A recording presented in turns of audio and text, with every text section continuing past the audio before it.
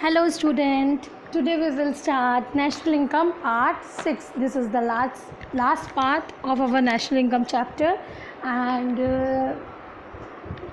unit, and today we will go through with some important point while solving the national income, and we will solve few examples, numericals also of this chapter. As you all know कि इस chapter से 6 to 12 marks के questions theories आती है, तो बहुत ज़्यादा weightage है इस चैप्टर का हमारे मार्क्स के हिसाब से. ओके, चलिए आगे देखते हैं हम.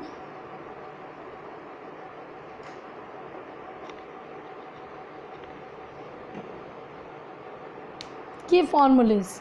ओके, कौन कौन से तीनों मेथड मैंने आप लोग को अलग अलग वीडियो में एकदम अच्छे से एक्सप्लेन किया है. यस, पहला प्रोडक्ट मेथड जिसे हम कौन सा मेथड बोलते हैं, वैल्यू एडेड मेथड. दूसरा इनकम मेथड, और थर्ड कंजम्पशन मेथड जिसे हम एक्सपेंडिचर मेथड बोलते हैं. ओके, इसके फॉर्मूलेज मैंने आप लोग को कैसे सॉल्व करना है, समझ के कैसे फॉर्मूला अपने आप सॉल्व होता है ये भी बताया है. तो अगर नहीं देखा है तो वो वीडियो पहले देखिए. ओके,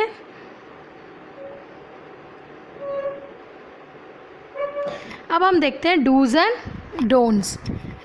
क्या क्या चीज़ें इंक्लूड नहीं होगी. पहले, do not include the following item in estimation of national income.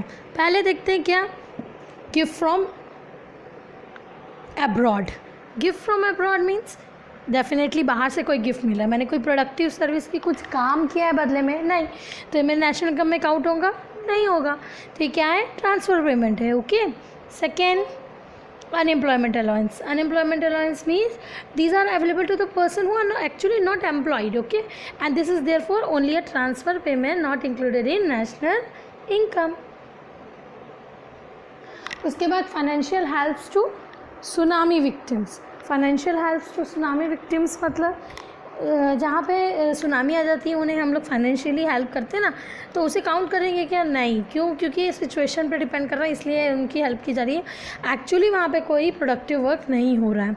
Next, fourth one, purchase of vegetable by restaurant. Definitely restaurant vegetable purchase कर रहा है, ये फाइनल गुड्स नहीं है, उसके लिए इंटरमीडिएट कंजम्पशन है, तो ये नेशनल इनकम का एस्टिमेट करते समय काउंट नहीं होगा. Next, expenses on electricity by a factory. It is not included as it is a part of intermediate consumption. अब इलेक्ट्रिसिटी प्रोड्यूस गुड्स बनाने में तो बहुत सारी यूज, इलेक्ट्रिसिटी, वर्क, पानी, चाय, office expenses, travelling, flight, caterers, तो ये सब ऐड करते हैं क्या, नहीं, सिर्फ फाइनल ऐड करते हैं. इंटरमीडिएट है ना, तो इसे ऐड नहीं करेंगे. Next, leisure time activities like growing vegetable by household in theirs kitchen garden. मैं अपना एक्स्ट्रा टाइम कहाँ स्पेंड करती हूँ, अपने किचन पे. क्या करने के लिए, ऐसे किचन गार्डन है, बहुत सारे वेजिटेबल्स और कुछ भी मैंने लगा कर रखा है. ठीक है, तो ये काउंट होगा क्या, डेफिनेटली नहीं होगा. ओके, वैल्यू एडेड है ये. क्यों? क्योंकि अभी वेजिटेबल लगाया है, उसके बाद उसे काटूंगी, फिर अपने यूज़ करूँगी. ठीक है, तो नॉट अकाउंटेड एक्चुअली, अगर देखा जाए तो ये काउंट नहीं होगा. Next, service rendered by the housewifes. अब फॉर एग्जांपल मैं अपने घर के लिए खाना बना रही हूँ, अपने घर के लिए काम कर रही हूँ, घर साफ़ कर रही हूँ, तो इसकी कोई मार्केट वैल्यू है क्या, एक्चुअली में तो नहीं है, और ना मैं निकाल सकती. बहुत क्वेश्चन ही बहुत अजीब है कि इसकी market value difficult to find actually है. यस, तो मार्केट वैल्यू, यस, तो these are not rendered for, और एक्चुअली ये काम हम इनकम कमाने के लिए नहीं करते, तो डेफिनेटली ये नेशनल इनकम में काउंट नहीं होगा. हाँ, लेकिन जो काम करते हैं, जैसे कि जिनका काम ही यही है, कुक होते हैं ना बहुत सारे, कैचरर्स, तो उनका बात अलग है कि उनका बिजनेस ही यही है. ओके, यहाँ पे हाउसवाइफ्स की बात कर रहे हैं, डिफरेंट है दोनों. ठीक है, आगे next, eighth one, money received by an individual from his son working abroad. Son है जो अब्रॉड में है, वो मनी भेज रहा है. डेफिनेटली मैंने कोई काम किया क्या, नहीं, एज अ पेरेंट्स वो मुझे भेज रहे हैं ताकि मैं यहाँ अपना लाइवलीहुड आराम से कर सकूँ. ठीक है, तो ये क्या है, ट्रांसफ़र पेमेंट है, या ट्रांसफ़र इनकम है, बोल दो, सॉरी, इनकम है. Okay, next, interest receive from a friend on loan offered to him for the purchase of motor bike. बोलता है हाँ मैं मोटर बाइक परचेज़ किया हूँ, उसमें जो इंटरेस्ट मिल रहा है. ठीक है, तो वो क्या काउंट होगा, डेफिनेटली नहीं होगा वो.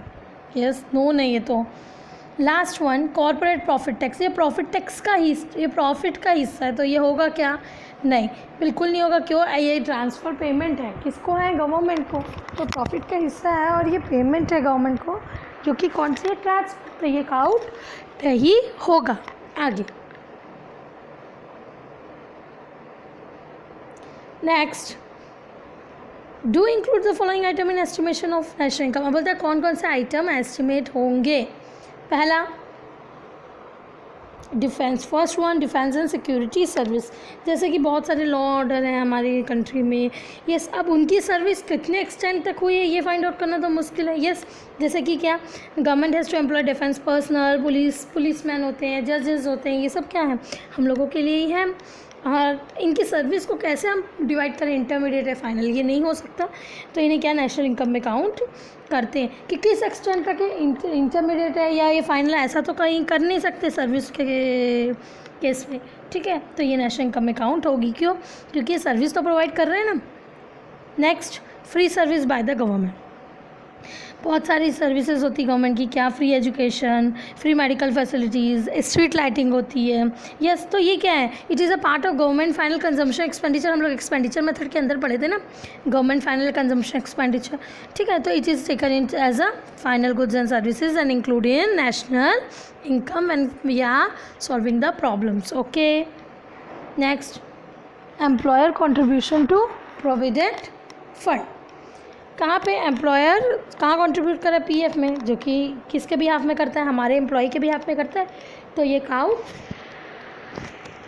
क्या होगा ना, काउंट होगा।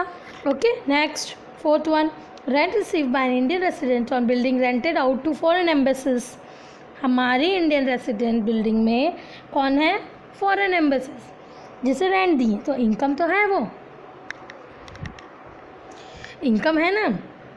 Rest of the world and form a part of net factor income from it is included in national income, तो ये नेशनल इनकम में इंक्लूड होगी। नेक्स्ट,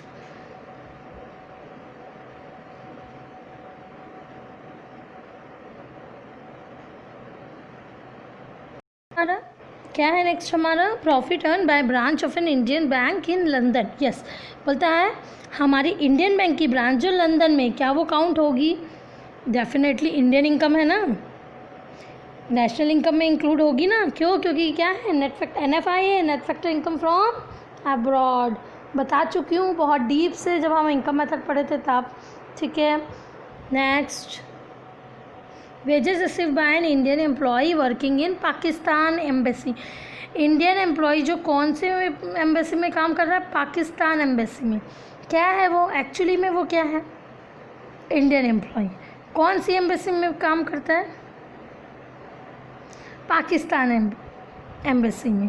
तो ये क्या नॉर्मल रेसिडेंट कहाँ का हुआ, पहले हम देखते हैं ना कहाँ का, इंडिया का, तो काउंट होगी, डेफिनेटली होगी। उसके बाद salary to foreign technical, next, salary to foreign technical specialist, तो ये क्या है, नॉन रेसिडेंट है। पेमेंट टू फैक्टर पेमेंट है ये, लेकिन किसको है, टू नॉन रेसिडेंट। तो ये क्या होगा, नेशनल इनकम में काउंट होगा, डेफिनेटली होगा। क्या होगा, माइनस रिड्यूस, हमारा नेशनल इनकम क्या करता है, कम कर रहा है ना, तो ऐड हो या माइनस हो हम काउंट तो करेंगे ना। ओके, ठीक है, next, dividend received by Indian resident from his investment in a foreign financial firm. ठीक है, इनकम कहाँ की, नेशनल इनकम ऑफ इंडिया है, इनकम तो हमको हो रही ना, भले ये क्या है, net factor income from abroad, लेकिन हो तो हमको रही ना, इंडियन को, तो हमारी इंडियन नेशन की इनकम निकालते समय काउंट होगी। Next, salary by of a policeman, भाई पुलिसमैन काम कर रहे हैं, उनको सैलरी दे तो काउंट होगी, डेफिनेटली होगी। और लास्ट, बोनस, जो भी है बोनस मिलेगा वो भी काउंट होगा। आगे देखते हैं, ये कुछ क्वेश्चंस हैं, देखिए, जैसे is brokerage paid to real estate agents on the sale and purchase of only new not the old houses included in estimation of net. बोलता है कि ओल्ड हाउसेज नहीं, सिर्फ न्यू हाउसेज का इंक्लूड करेंगे। भाई क्यों, पूरा करेंगे नहीं, no, brokerage paid to real estate on sale और purchase of new as well as old included in estimation of national income. ये मैं इसलिए दे रही हूँ ताकि अब मैंने बहुत सारे पॉइंट इसलिए ढूंढ के दिया कि अगर क्वेश्चन में आ जाता तो आप लोग को एकदम क्लियर हो, प्रॉब्लम ना हो इससे related. Next, do you think income is the form of capital gain and is a part of capital formation. जैसे कि इनकम हमारा कैपिटल गेन है बोल रहा है, और ये हमारे क्या है, कैपिटल फॉर्मेशन का पार्ट है। क्या आपको ऐसा लगता है? तो क्या है, बस सोचिए क्या हो रहा है, ये कैपिटल गेन मतलब लैंड बढ़ेगा, शेयर्स बढ़ेगा, बॉन्ड्स बढ़ेगा, और ये क्या होगा, as they do not add to stock of physical capital, ठीक है, हमारे स्टॉक में ऐड नहीं होता, and that this is a form of capital gain as capital formation is, ठीक है। तो taking income in the form of capital gain wrong हो जाए। नेक्स्ट क्या है, नेक्स्ट क्वेश्चन क्या बोलता है, only those goods are included in estimation of domestic product which are sold और purchase in domestic market of a country. बोलता है डिफेंड और रिफ्यूट, डिफेंड और रिफ्यूट में आंसर देना है, मतलब करेक्ट है, ट्रू है, फॉल्स है, या करेक्ट है इनकरेक्ट में, ठीक है, डिफेंड और रिफ्यूट मतलब। तो ये क्या है, इनकरेक्ट, क्यों, क्या, क्योंकि export is a part of domestic product and export is included in produced domestic economy, ठीक है। तो क्या करेंगे, and sold in rest of the world, तो हाँ क्या होगा, ये इनकरेक्ट स्टेटमेंट है। और लास्ट देखते हैं, इसका रीज़न बताना है और क्यों ये होगा कि नहीं होगा। पहला देखते हैं, कि आप पढ़ लीजिएगा, मैं सिर्फ बता देती हूँ होगा कि नहीं। Expenditure on maintenance of office building, जो ऑफिस बिल्डिंग में एक्सपेंसेस हो रहा है वो होगा क्या, नहीं होगा। क्यों नहीं होगा, क्योंकि इंटरमीडिएट कंजम्पशन है, समझ में ही आ रहा है। Expenditure adding a floor to the office building, floor add कर रहे हैं, तो ये होगा कि नहीं होगा, होगा भैया, इन्वेस्टमेंट है, ओके। आगे, export receipt are not a part of net factor income from abroad. यहाँ बोलता है जो एक्सपोर्ट रिसिप्ट होते हैं, एक्सपोर्ट रिसिप्ट क्यों नहीं काउंट होते हैं, या नेट फैक्टर इनकम फ्रॉम क्यों नहीं होता, क्योंकि एक्सपोर्ट तो पहली बात हमारे डोमेस्टिक प्रोड्यूस गुड्स में आ जाता है। एक्सपोर्ट वही चीज़ करते हैं जब हम प्रोड्यूस करते हैं, तो हमारी टेरिटरी के अंदर आ जाता है, तो वो क्या होता है, as to be treated as a part of GDP, वो जीडीपी का पार्ट है एक्चुअली, ठीक है। और एक और NFI का पार्ट नहीं, हमारे नेशन के ग्रॉस डोमेस्टिक प्रोडक्ट का पार्ट है। उसके बाद export are just sales yielding revenue not income. Comment, sales yielding revenue क्या है, ये ट्रू है भैया, क्यों, क्योंकि डेफिनेटली ये इनकम नहीं है।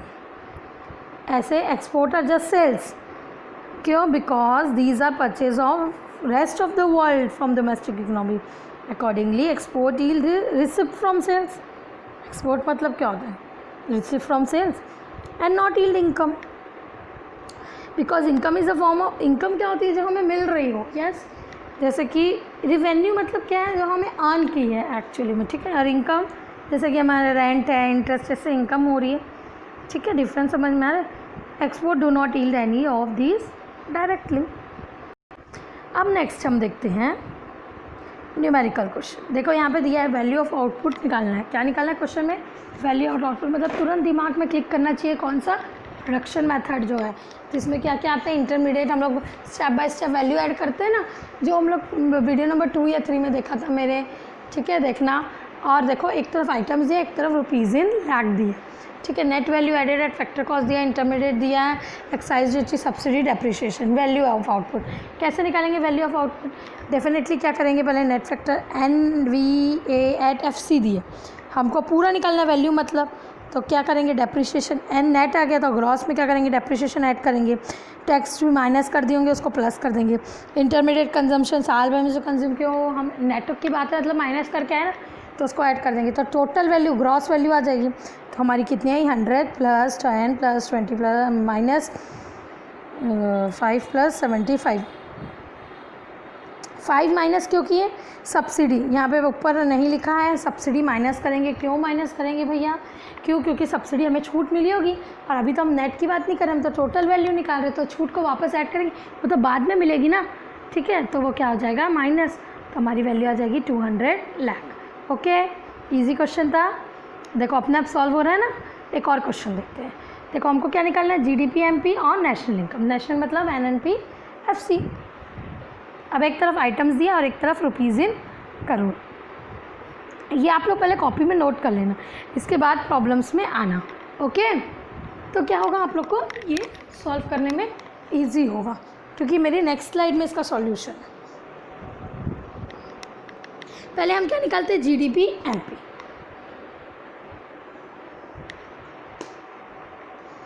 अब GDP MP निकालना है, तो कैसे निकालेंगे GDP MP, देखो सबसे देखो फिर बैक स्लाइड करती हूँ कि एक बार ये आप लोग ने नोट कर लिया क्वेश्चन, ये जो गवर्नमेंट फाइनल और ये ठीक है। देखो सबसे पहले हम लोग अब देखो सबसे पहले हम लोग क्या करेंगे, जीडीपी एमपी निकालने के लिए क्या क्या ऐड करेंगे। गवर्नमेंट फाइनल दिख ही रहा है क्वेश्चन से, देखो समझ में आ रहा है कि एक्सपेंडिचर मेथड है।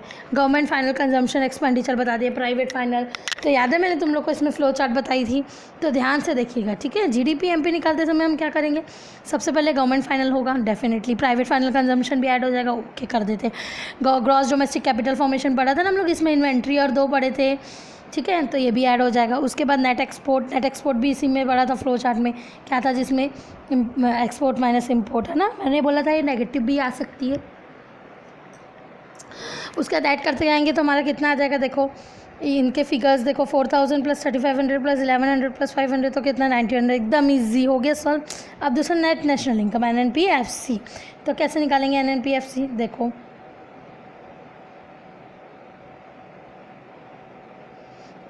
जो हमारा जीडीपी एमपी है उसमें से क्या क्या माइनस कर देंगे भाई, इनडायरेक्ट टैक्स माइनस करेंगे ना, नहीं करेंगे नेट इनडायरेक्ट टैक्स माइनस करेंगे। उसके अंदर उसके consumption of fix capital depreciation में ग्रॉस से नेट में आते तो मैंने बताया था ना, कंजम्पशन एक्सपेंडिचर और मार्केट प्राइस से फैक्टर कॉस्ट में आते हैं, जब क्या करते थे नेट इनडायरेक्ट टैक्स माइनस करते हैं। उसके बाद क्या ऐड कर देंगे, क्या करेंगे, डोमेस्टिक से नेशन में आए तो net factor income from abroad जो मिला है 100 रुपीज़ वो ऐड कर देंगे। देखो तो 9100 हमारा जीडीपी एमपी, उसमें से 120 माइनस कर दिए, 300 माइनस कर दिए और 100 प्लस कर दिए, हमारी इनकम आ गई कितनी 8780 करोड़ रुपीज़। ओके, कोई प्रॉब्लम? आई होप कि आप लोग को क्वेश्चन बहुत ईजी और अच्छे से समझ में आया हो।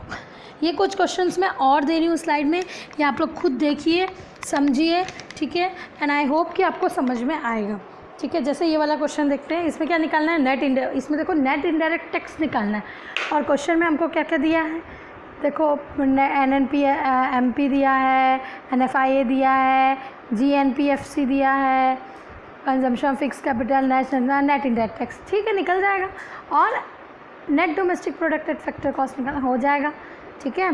तो चलो देखते हैं कैसे बनाएंगे इसको। पहले नेट इनडायरेक्ट टैक्स के लिए हमें क्या क्या चाहिए, तो इसमें हमको चाहिए देखो पहले इन नेट इनडायरेक्ट टैक्स निकालने के लिए हमको फर्स्ट देखो net national product at market price, उसमें से क्या माइनस करेंगे, factor cost, net national product at factor cost, yes और नॉट, मार्केट प्राइस से फैक्टर कॉस्ट माइनस कर देंगे जो कि हमको दिया है ना gross national product at FC, वही तो है।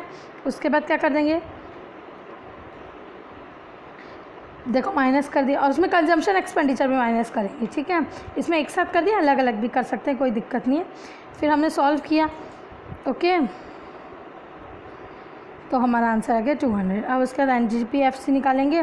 देखो क्वेश्चन को ध्यान से देखो, क्या NDPFC मतलब ग्रॉस, उसमें से क्या करेंगे, डेप्रिशिएशन माइनस करेंगे और NFIA माइनस कर देंगे, तो हमारा NDP नेशनल इनकम आ गया, यस सॉरी NNPFC आ गया, तो हमारे पास NDP निकालना है तो NDPFC आ गया 2220 करो ठीक है। आई होप कि समझ में आया ये क्वेश्चन। नेक्स्ट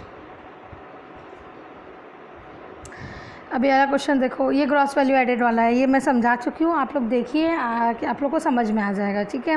कुछ भी नहीं, एकदम सिंपल है। वही सेल्स, पहले तो हम लोग वैल्यू ऑफ आउटपुट निकालेंगे, क्या सेल्स में चेंज इन स्टॉक, उसके बाद उसमें क्या कर देंगे, इनडायरेक्ट टैक्स या डेप्रिशिएशन का जो रोल अगर दिया है तो वो कर देंगे, तो सॉल्व हो जाएगा। ये एक क्वेश्चन और है, ये भी उसी का है, वैल्यू एडेड मेथड का, इसे आप लोग देख लीजिएगा ठीक है। अगर डाउट हो तो आप मुझसे पूछ सकते हैं। मैं आई होप कि मैंने बहुत अच्छे से कोशिश किया है समझाने की और आप लोगों को पूरा समझ में आया होगा ठीक है। ये चैप्टर बहुत इम्पॉर्टेंट है बेटा, इसलिए बार बार बोल रही हूँ कि ये chapter marks of point of view से भी इम्पॉर्टेंट है और एक्चुअली में हमारे मैक्रो इकोनॉमिक्स में सबसे इम्पॉर्टेंट चैप्टर ठीक है। आई होप कि आप लोग को समझ में आया हो, और अगर कोई डाउट हो तो मुझसे बिल्कुल पूछ सकते हो पर्सनली मेरे से टेक्स्ट करके ठीक है। और thank you for today, thank you for watching this video and okay, thank you.